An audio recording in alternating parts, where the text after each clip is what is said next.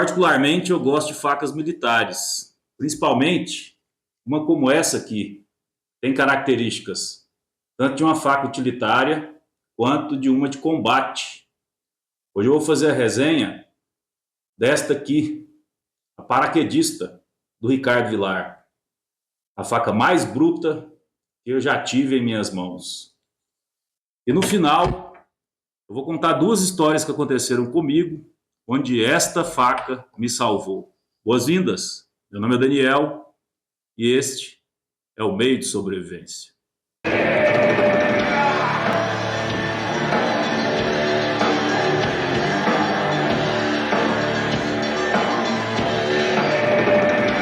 Vou falar primeiro um pouco sobre a cutelaria, sobre o Ricardo Villar. Eu sei que para a maioria de vocês ele dispensa apresentações, mas o Ricardo ele foi vencedor de vários prêmios internacionais de cutelaria que colocou ele entre os melhores do mundo. Ele foi participante e vencedor do programa Desafio Sob Fogo da televisão. Depois, inclusive, foi jurado. Eu acho interessante valorizar isso. Na minha opinião, o Brasil, em termos de cutelaria, não perde nada para nenhuma empresa grande, gringa. Não estou aqui falando mal dessas empresas, nem dessas facas. Eu tive várias, são excelentes. Mas como aqui no Brasil tem cutelarias do mesmo nível, eu prefiro valorizar os produtos nacionais que são de qualidade. Não vou valorizar um produto só porque ele é nacional. Mas se ele for nacional e concorrer de igual para igual com as maiores empresas do mundo, eu valorizo bastante esse tipo de trabalho. Eu acho a bainha dessa faca bem bonita mesmo. Ela tem aqui o brasão da Brigada Paraquedista. Ela é muito bem costurada, muito bem colada. Tem aqui a presilha, né? Eu acho interessante esse detalhe, ser preto, para combinar com os outros detalhes da faca. Tem esse grampo aqui para você prender no cinto NA.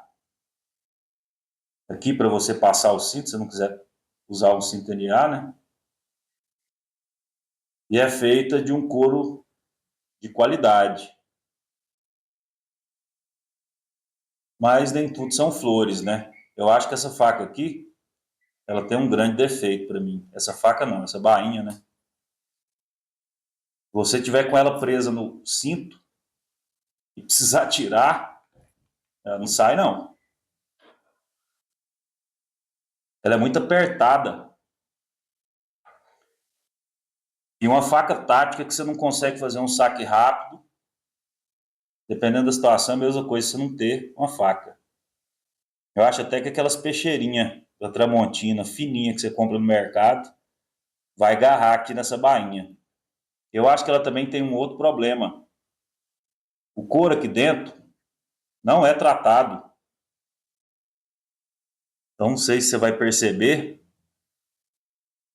mas a faca fica toda suja com a bainha. Olha lá. Cada vez que você coloca e tira a faca da bainha, ela vai espedaçando. E eu realmente acho que isso aqui inviabiliza o uso dessa bainha.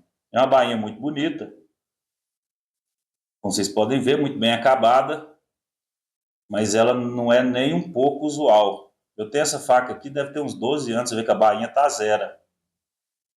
Justamente porque eu não uso. Mesmo que você não precise fazer um saque tático, você ficar colocando e tirando essa bainha toda hora, essa faca toda hora da bainha, dá um trabalhão, ela fica engastalhando, eu realmente não gosto.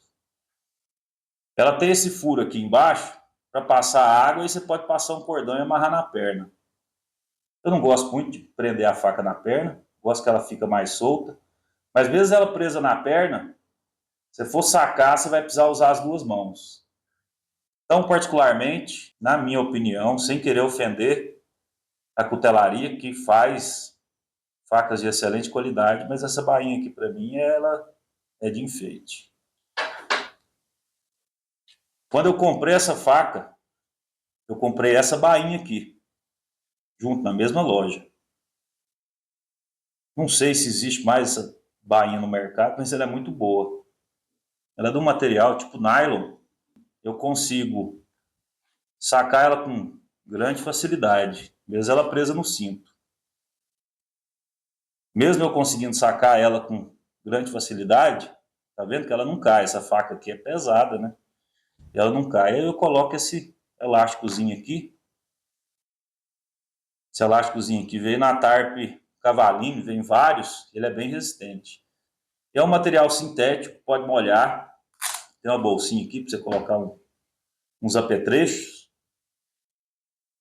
Além disso, eu acho que a bainha em material sintético é mais adequada para você usar uma faca de aço carbono. Não só pelas manchas, não só pela estética, mas quando a faca oxida, ela oxida também o fio. E aí, se ela oxida o fio, ela suja, ela desgasta o fio.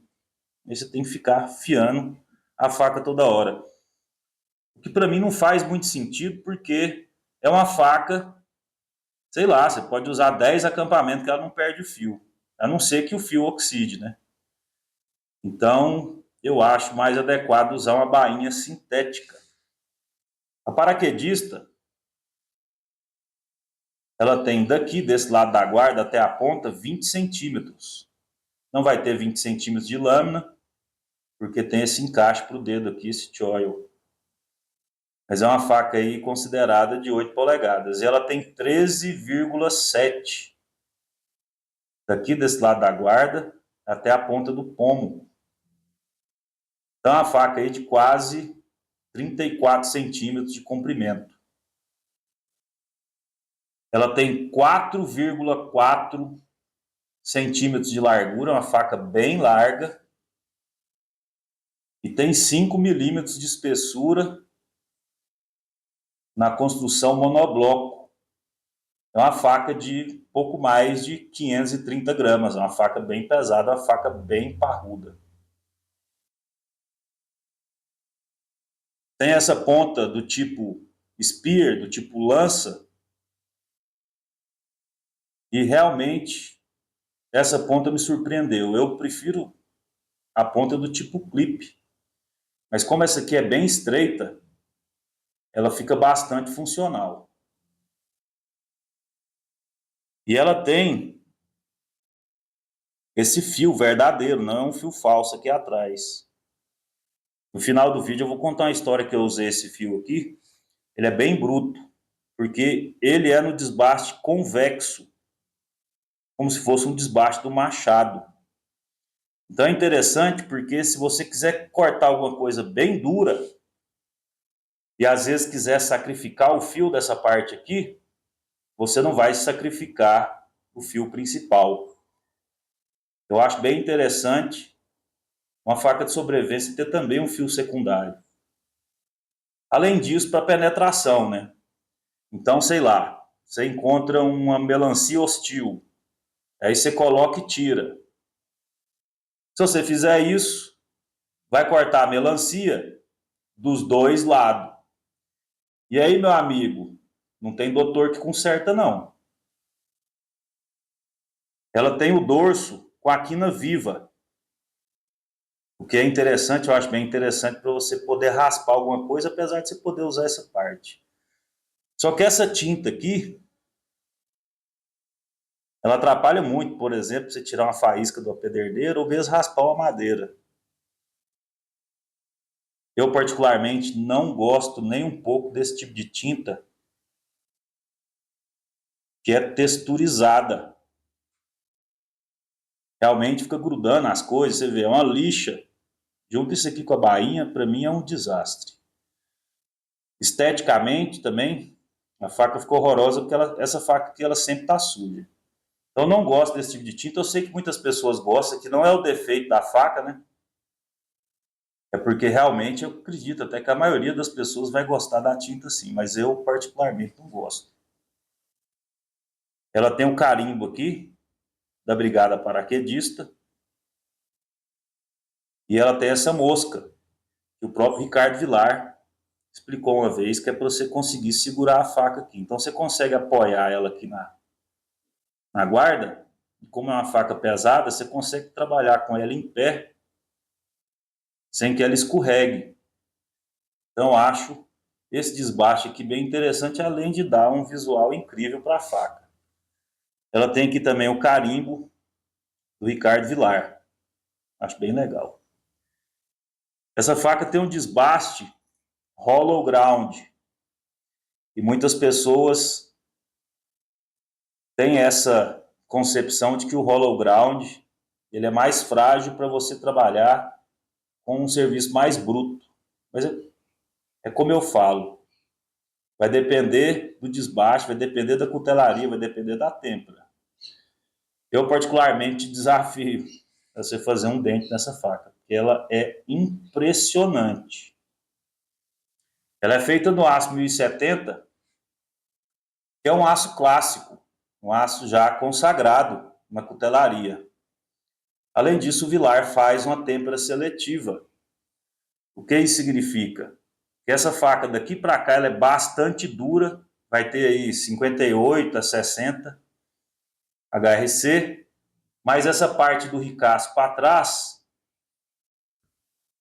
a dureza vai diminuindo. Então é uma faca, mesmo você coloca ela no torno e puxa ela com a alavanca, ela vai dobrar, mas não vai quebrar. Outro desafio que eu faço também é alguém tentar quebrar uma faca dessa. Ela tem uma guarda dupla, eu particularmente, atualmente, antigamente não era assim, mas atualmente eu prefiro as facas com guarda dupla. E muitas pessoas também acham que a guarda dupla atrapalha, mas ela não me atrapalha não. Principalmente essa aqui tem o choil, então eu consigo apoiar nas costas da faca e essa guarda aqui, ela não me atrapalha. E ela tem várias funcionalidades. Além de ser uma guarda, você pode observar que é uma guarda bem larga, ela protege, parece uma guarda de uma espada. Ela protege bastante a sua mão. Esses dois furos aqui, para você fazer uma amarração, transformá-la numa lança. É por isso que eu falo que ela é o cruzamento de uma Bowie com a zagaia. É uma ponta tipo punhal e a ponta é alinhada com o centro da faca. Então essa faca aqui é bem agressiva para penetração. E ela tem uma geometria que torna a ponta bem aguda, mas bem resistente. Eu até vi, eu li na verdade um artigo, eu acho que foi até o Ricardo Vilar que escreveu, porque estava no site dele, que um bombeiro, ele conseguiu tirar as pessoas um acidente de carro, de dentro do carro, com essa faca. Rasgando lataria, rasgando o para-brisa. Você imagina o tanto que é difícil você cortar um para-brisa com a faca, né? E o bombeiro conseguiu cortar. Aí entrou em contato com o Vilar, contou, o Vilar deu a faca nova para ele e guardou a outra de recordação. E a única coisa que ele conseguiu foi quebrar bem a pontinha aqui, ó. Mas a faca foi lá e fez o serviço. Eu gosto muito da empunhadura dessa faca. Só para você ver aqui, ela é uma faca full tang, uma faca monobloco. E essa guarda é encaixada aqui, soldada. Então também não é uma faca, uma guarda que fica mexendo. Acho que é impossível você tirar agora, depois que fez essa solda industrial aqui, você conseguir tirar essa guarda dessa faca. E ela tem esse cabo em célero, preso com esses dois rebites. Então não é uma faca que você consegue tirar as talas para dar manutenção. E aí você pode observar, aqui tem um pequeno espaço. Então essa aqui não é muito adequada para o uso na água. Mas ela tem uma excelente empunhadura. Tem aqui o brasão da Brigada Paraquedista, tem um entalhe, e esse brasão é colado aqui nesse entalhe. Eu já fiz brutalidade com essa faca à vontade, esse negócio não sai daqui não. Esse cabo aqui não sai daqui, ele é bem resistente, o Celeron também é um material bastante resistente. E eu gosto dessa empunhadura, porque ela tem uma pequena curvatura, tem um encaixe excelente para a mão, e como é uma faca pesada, ela tem um excelente balanço. Então, segurando ela aqui atrás, ela vai fazer tranquilamente o serviço de uma machadinha. E até mesmo o serviço de um facão. Já abri pequenas picadas com essa faca. E ela tem uma coisa que eu gosto muito, que é esse pomo aqui. Além de ter essa cabeça de águia, fica muito bonito, né? E tem a simbologia da águia também. Tanto que a logomarca aqui do canal é uma águia em luta com a cobra, justamente porque eu acho muito massa a simbologia da águia. Mas eu não gosto dele, não é só pela estética. Eu gosto porque ele segura minha mão na saída. Então, como é uma faca pesada, esse cabo é um pouco liso. Ele não tem aqui uma textura, não. Ele tem a textura aqui na lateral, mas aqui ele é bem liso. Então, esse pomo, ele tem essa característica de segurar minha mão aqui na saída. Eu acho muito massa isso aqui, viu? E, além disso, a faca não escapa para frente e nem escapa para trás. Então, ela trava na sua mão. Então, essa empunhadura aqui com esse pomo, esse conjunto aqui, fica muito bom. Esse pomo tem uma característica que eu gosto muito. Ele é largo. Tá vendo aqui que eu já dei bastante porrada nele. Ele é largo pra caramba, pra você bater um prego, pra você quebrar alguma coisa, pra você apoiar a sua mão. Ele é bem confortável para você apoiar a sua mão, tanto para você trabalhar com a faca, quanto num posicionamento de defesa. Esse tipo de pomo aqui, eu acho o melhor que eu já usei, inclusive. Se você conseguir reparar, vamos ver se dá aqui. O tangue da faca entra para dentro desse pomo aqui. Eu não sei como é que isso é feito. Colado, eu imagino que não seja. Imagino que esse pomo aqui seja fundido no tangue da faca. E eu vou te falar, é como se fosse uma peça única. Já quebrei cada coisa com essa faca aqui. Você ia ficar admirado. Essa faca aqui já me salvou duas vezes. Na primeira, mesmo que eu não estivesse com ela, se eu estivesse em qualquer ferramenta maior, uma machadinha, um facão, mesmo desses mais comuns, tinha funcionado. Agora na segunda não. Eu acredito que se eu não tivesse com essa faca aqui, ou uma faca mais ou menos nesse nível de qualidade, eu estaria bem encrencado. A primeira vez, eu estava fazendo um trabalho de campo com equipe. Estávamos em 2 carros. Eu não estava coordenando essa equipe dessa vez. Eu fazia parte dela, não estava dirigindo, os carros não eram meus, e não era eu que coordenava esse pessoal. Nós hospedamos numa pousada, estava fazendo alguns levantamentos de campo, levantamentos ambientais em uma fazenda.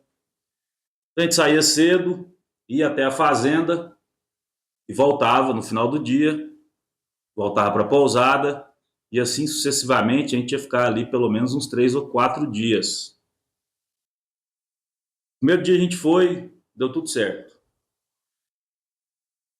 Mas no segundo dia, nós tivemos um pequeno percalço que eu consegui resolver com essa faca. Eu não poderia levar um facão, uma machadinha. Eu acho que até os donos dos carros deveriam ter em seu veículo alguma ferramenta parecida. Eu até aconselho, se você for viajar, deixar em seu carro, ou mesmo deixa direto, nem precisa ser em viagem, deixar esse tipo de ferramenta. E eu lembro desse dia, eu estava com uma pequena bolsa, com um pequeno kit de sobrevivência de emergência, e cabia exatamente essa faca. E como eu havia viajado com a turma, o carro não era meu, então eu não podia levar muitos equipamentos. Mas eu sempre tenho um kit de sobrevivência comigo, de backup, e sempre procuro ter uma faca de sobrevivência. Eu lembro quando eu estava colocando essa faca na minha bolsa, o engenheiro que estava comigo caiu na risada. Nossa, nós só vamos lá e voltar. O que você vai fazer com uma faca desse tamanho? Eu ainda brinquei com ele. Ele falou, cara, eu não tenho bola de cristal. Se eu tivesse, eu levava só a bola de cristal. Aí eu sabia o que ia acontecer no caminho. Então, eu sempre ando com o meu kit. Ele, nossa, para que uma faca desse tamanho? E a gente foi. Chegando lá, na estrada, tinha uma árvore caída. E não tinha como a gente passar. Era 40 quilômetros de estrada de terra. Depois mais 20 quilômetros de asfalto para a gente voltar na cidade para poder comprar uma ferramenta para romper esse obstáculo. E a gente atrasado nosso serviço para caramba. Então você imagina aí 9 profissionais com o serviço todo atrasado. E aí todo mundo mal tinha um canivete no bolso, né? Eu fui descer, eu estava no carro de trás, eu desci, era uma árvore, não era muito grossa.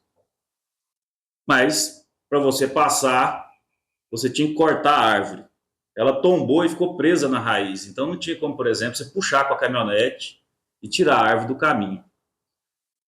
E aí eu desci, tirei minha faca da bolsa, e aí esse mesmo engenheiro que tinha falado, não, essa faca é grande demais, para ter uma faca desse tamanho, eu só ando com o meu canivetinho, tá bom?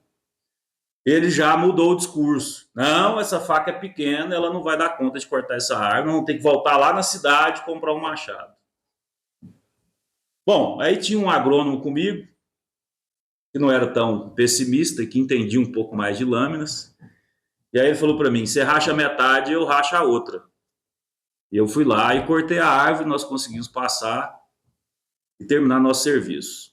E por que uma faca de sobrevivência foi importante nessa situação, já que qualquer facão desses mais baratinhos da ferragista já conseguiria fazer o serviço?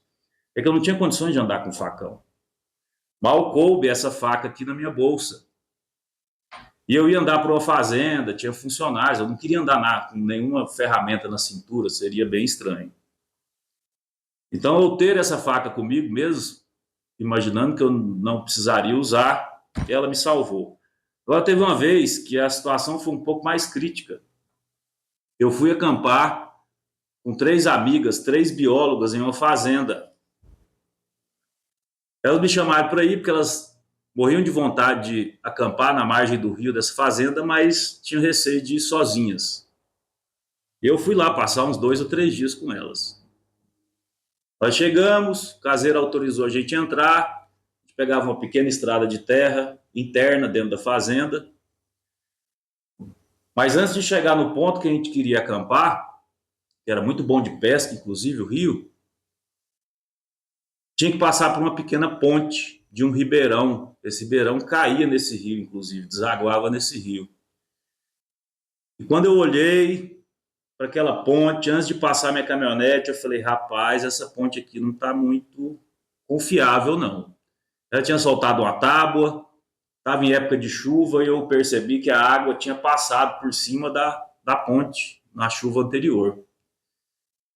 E aí eu pensei, eu atravesso aqui com o meu carro, a gente fica lá 2 ou 3 dias, cai outra chuva forte, essa ponte cai e eu não consigo sair daqui. Então supervisionei o local, passei pela ponte e vi que se mesmo na volta, se essa ponte tivesse quebrada, eu conseguiria tocar pelo pasto e sair na estrada principal, já do lado de fora da fazenda. Só que tinha um problema, eu tinha que cortar 2 cercas de arame farpado. Mas eu estava traiado, estava com minhas coisas tudo na caminhonete, tinha até um alicate. Aí eu falei, não, vamos passar. A ponte dava para passar, isso eu tinha segurança, eu não sabia se eu conseguia voltar. Eu falei, eu tenho um alicate aqui, qualquer coisa, se essa ponte tiver caído, nós não vamos morar aqui, ficar aqui para sempre. vou subir pelo pasto, vou torar essa cerca e depois eu negocio com o proprietário e vejo, né, o que a gente faz. Essas cercas não eram para segurar gado, era apenas para segurar pessoas. Às vezes algum intruso que vinha da estrada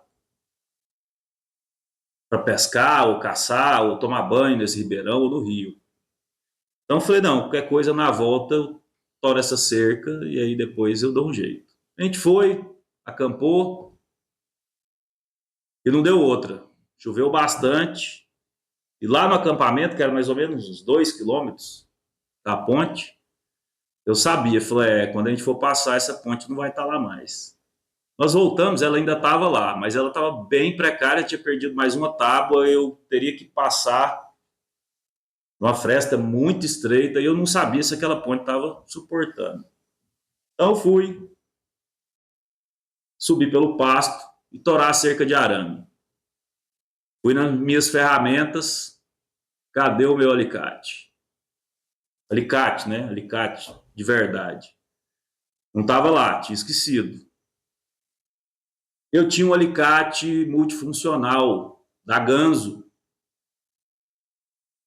E aí eu tentei cortar esse arame com esse alicate. E aí eu acho que era muito arame para pouco alicate, porque o alicate quebrou. Um dia eu vou fazer um vídeo e mostrar esse alicate aqui. A cabeça dele quebrou. Por isso que quando você for ter uma ferramenta, principalmente uma ferramenta única, ela precisa ser de muita confiança. E aí não tinha jeito, eu tinha que cortar a cerca de arame e passar com o carro. Eu tinha uma machadinha e um facão. Eu tentei primeiro com o facão. Na hora que eu bati no arame em cima do poste, né, da cerca, meu facão Tramontina já abriu um dente. Aí eu falei, esse facão aqui não vai conseguir cortar esse arame. Machucou o arame, mas não chegou a torar. Aí eu peguei a machadinha. Só que a machadinha era muito pesada. Eu acho que a machadinha cortaria pela pancada, né? Só que a hora que eu bati a machadinha no poste, eu fui bambeando o poste. Eu falei, vou derrubar a cerca do homem. E aí só sobrou a faca. Eu sabia que essa faca era bruta, eu nunca havia feito um teste bruto desse com ela. Mas eu falei, não tem jeito, eu vou tentar com a faca. Não posso ficar aqui, né?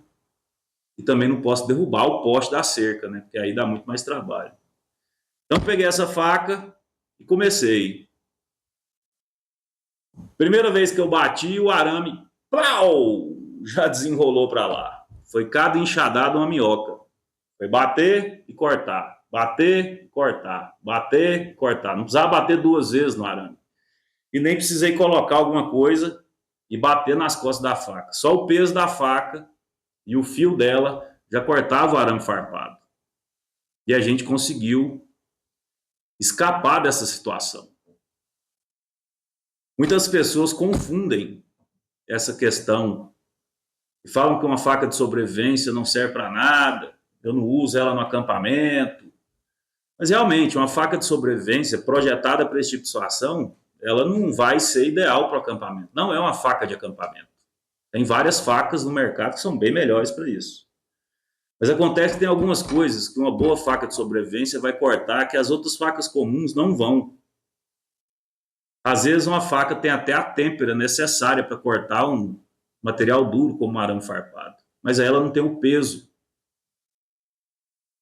E não aconteceu nada com o fio dessa faca, vocês acabaram de ver o review, o fio da faca está perfeito. Então é por isso que eu sempre tenho uma faca de sobrevivência comigo, uma faca que eu sei que vai ser capaz de fazer esse tipo de serviço. Se você gosta de lâminas, eu vou deixar uma playlist aqui, vários vídeos que eu estou fazendo aqui no canal sobre a faca de sobrevivência anti-apocalipse, onde eu trato desse conceito, dessas definições e das aplicações desse tipo de ferramenta. Meu nome é Daniel, este é o Meio de Sobrevivência. Agradeço a sua atenção até aqui. Meu objetivo com esse conteúdo é te demonstrar que mesmo no caos, você não precisa ser o predador do topo da cadeia alimentar. Você só não precisa ser uma presa fácil.